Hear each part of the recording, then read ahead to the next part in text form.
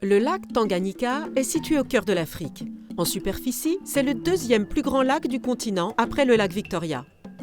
Sa profondeur et sa longueur en font une des plus grandes réserves d'eau douce au monde.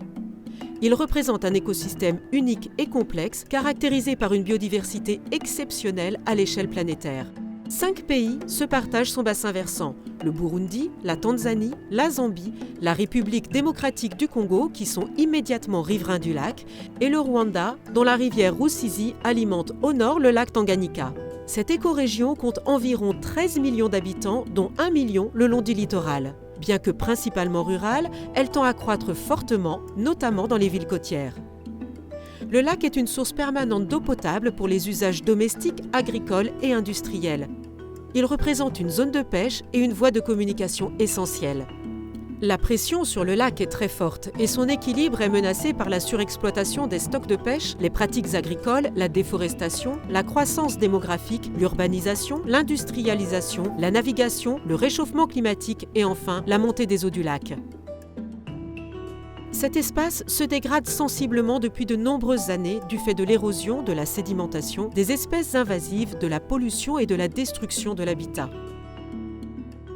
Alors comment gérer durablement un espace partagé par plusieurs États? Comment concilier activité humaine, économie et protection de l'environnement à l'échelle régionale?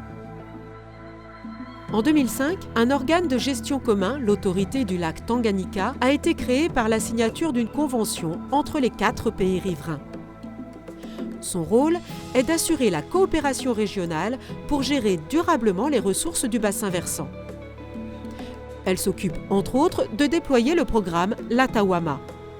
Financé par l'Union européenne et mis en œuvre par Enabel et ALT, ce projet démarré fin 2019 a pour vocation de sensibiliser la population aux enjeux du lac, coordonner les acteurs du secteur et surtout mettre en œuvre des actions pour améliorer durablement la gestion et le contrôle de la qualité des eaux du lac. Par exemple, un système de contrôle et de suivi de la qualité des eaux est en cours de déploiement. En parallèle, des projets pilotes sont en cours dans les villes situées le long du lac Tanganyika. Pour les déchets solides, définition des plans stratégiques, renforcement des services de collecte et de traitement des déchets et mise en place de systèmes de tri sélectif. Concernant les eaux usées, la réhabilitation et l'équipement des stations d'épuration et de laboratoires d'analyse. Enfin, un plan de communication environnementale est déployé. Ces actions, issues du projet LATAWAMA, complètent un éventail de plusieurs autres initiatives régionales sur la gestion des eaux, de la pêche et du transport et seront achevées en 2023. À terme, activité humaine et protection de l'environnement cohabiteront plus harmonieusement.